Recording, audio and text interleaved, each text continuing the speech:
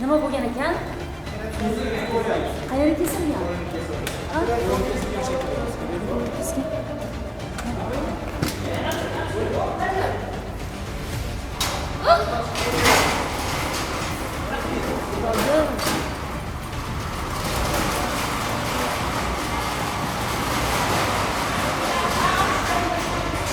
Yo'q, bizga mumkin emas.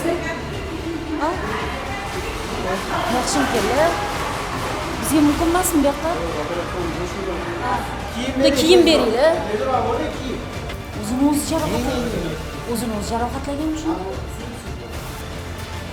Hozircha nima bo'lgan, qayerda bo'lgan, qanday bo'lgan bularni surishtirib o'tiradigan vaqt emas. Hozir barcha tibbiy xodimlar bemorning hayotini saqlab qolish bilan ovvoralar.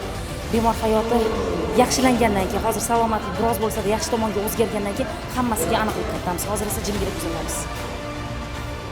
Kesilgan jarohatga qarab turib, turisiga qarab turib, tomir uzilgan bo'lsa tomir ulanadi. Agar yaxshi bo'lsa, atrofdagi mayda tomirlarda qon to'xtatilib, faylat tekshiriladi. Ko'ramiz. Jarohatni ochganimizdan keyin bilamiz. Animatsion muolajalarni bajarishyapti.